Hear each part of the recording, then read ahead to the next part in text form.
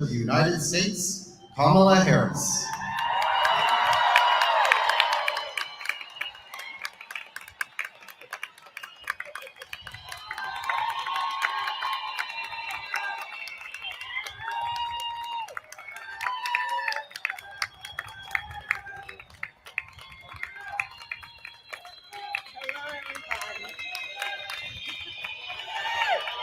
Good afternoon. Good afternoon, South Carolina. Good afternoon. Please have a seat. It is so good to be back. It is so good to be back. I want to thank Grace Fellowship Choir for lifting our hearts with your beautiful voices. And I just want to thank all of the leaders who are here for the work that you do every day. To Senator Devine, I thank you for that beautiful introduction, and most of all, for your courageous leadership, and of course, all the history that you make every day. Can we please applaud Senator Devine for her work and her recent election? And to President Murphy and all the leaders of the South Carolina NAACP, thank you for welcoming me today. And of course, it is always an honor to be in the home state of Assistant Leader Jim Clyburn. I do not need to tell South Carolina what a powerful leader he is. And of course, he is one of the closest advisors and friends to President Joe Biden and to me. Today, we celebrate the legacy of Reverend Dr. Martin Luther King Jr., a visionary who saw what could be, unburdened by what had been, an organizer who moved the minds, the hearts, and the feet of the American people, a leader who dedicated his life and in the end gave his life to advance one of our nation's highest ideals, the ideal of freedom. Freedom is fundamental to the promise of America. Freedom is not to be given. It is not to be bestowed. It is ours by right. And in many ways, the story of America has been a story of our fight to realize that promise. As Dr. King wrote in the letter from Birmingham jail, the goal of America is freedom. And so we gather this afternoon to honor his legacy. And I therefore pose a question that I do believe Dr. King would ask today. In 2024, where exactly is America in our fight for freedom? How we doing? Well, as Vice President of the United States, I'd say at this moment in America, freedom is under profound threat. Today, in fact, we are witnessing a full-on attack on hard-fought, hard-won freedoms. Consider, in states across our nation, extremists attack the sacred freedom to vote. They pass laws to ban drop boxes, limit early voting, and restrict absentee ballots.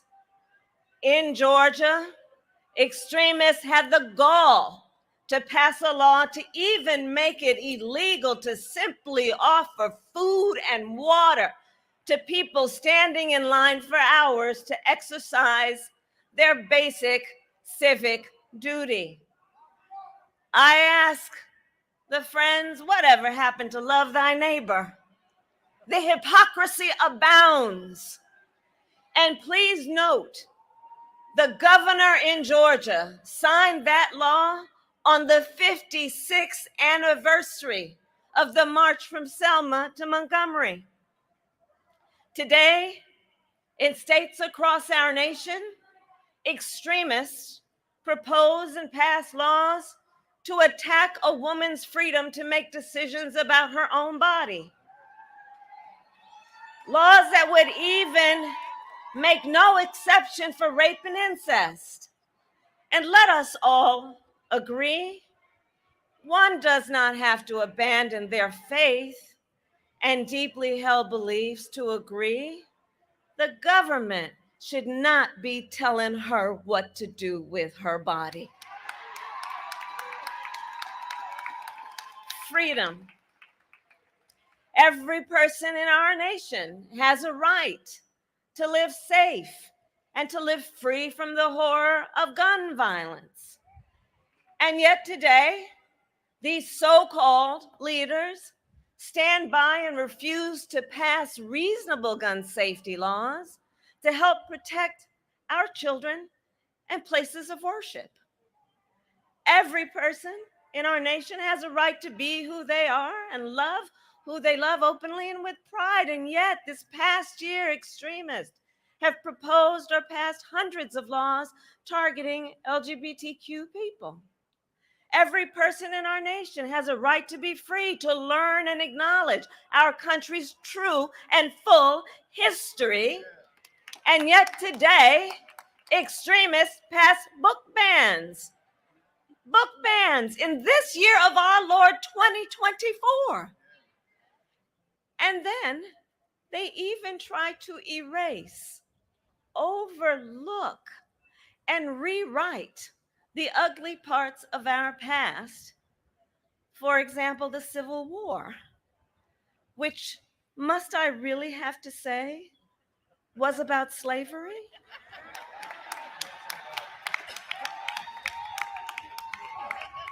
All the while, they tell our children that enslaved people benefited from slavery.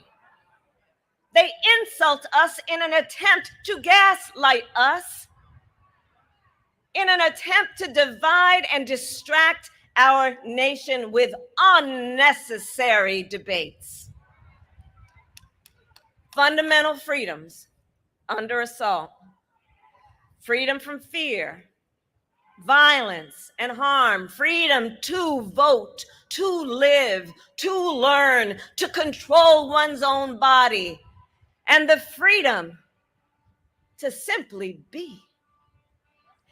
And understand the profound impact these attacks have had on the next generation of leaders. So many of our young leaders are here this afternoon. This past fall, I met with more than 15,000 young leaders in my Fight for Our Freedoms college tour, including at the College of Charleston. From our young leaders, I heard that the assault on freedoms, well, it's a lived experience. It's not just hypothetical. Think about it. During the height of their reproductive years, this generation has witnessed the highest court in our land, the Court of Thurgood, take a constitutional right that had been recognized from the people of America, from the women of America. This generation now has fewer rights than their mothers and grandmothers. That is not a hypothetical.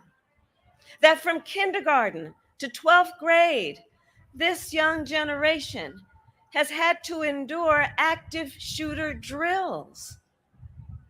Our children, who should be in a classroom fulfilling their God-given potential to explore the beauty of the world, and instead have to worry that someone might bust through their classroom door with a gun.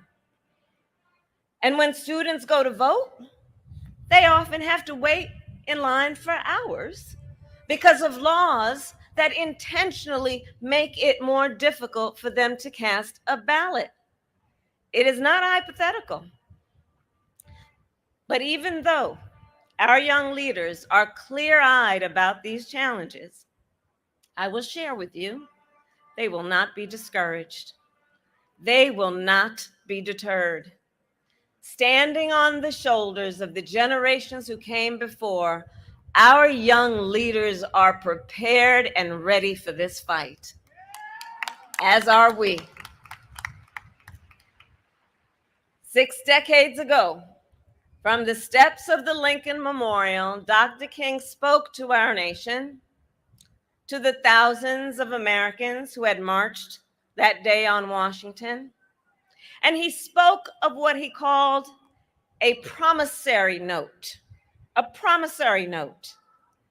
check that had been signed to the American people in the Declaration of Independence and the United States Constitution. Dr. King's voice rang out when he, quote, said, "We refuse to believe that the bank of justice is bankrupt. So we've come to cash this check," he said, "a check that will give us upon demand the riches of freedom and the security of justice." And of course, less than a year later, because of the movement that Dr. King and so many other great American leaders helped to build and sustain, the Civil Rights Act of 1964 was signed, and in the decades since, inspired by the power and the purpose of that movement, together we have won many victories to make our nation more free, more equal, and more just. From the passage of the Voting Rights Act to, yes, Senator, to the appointment of the first Black woman to serve on the highest court in our land.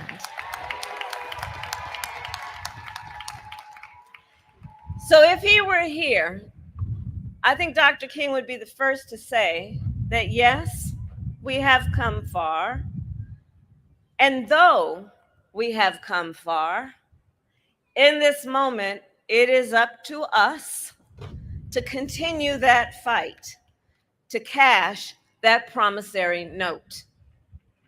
And like Dr. King, even through the struggles and the setbacks, even during the pain and the heartbreak, even when our feet grow weary and our legs grow tired, we will march forward for freedom. Because I do believe the true power behind the promise of America is in the faith of her people. The promise of America, I do believe, is in the faith of the people. Our faith in the founding principles of our nation and our profound commitment to make those principles real. Generation after generation, on the fields of Gettysburg, in the schools of Little Rock, on the grounds of this State House, on the streets of Ferguson, and on the floor of the Tennessee House of Representatives, we the people have always fought to make the promise of freedom real. And so today, we must do so once again. The great Coretta Scott King once said, "Freedom is never truly won. You earn it and win it in every generation." And at this moment in history, in the relay race of history, I say then, let us not throw up our hands, because it's time to roll up our sleeves. And we were born for a time such as this. And so with faith, with hope, and optimism, we will fight. And when we fight, we win. May God bless you, and may God bless the United States of America. Thank you.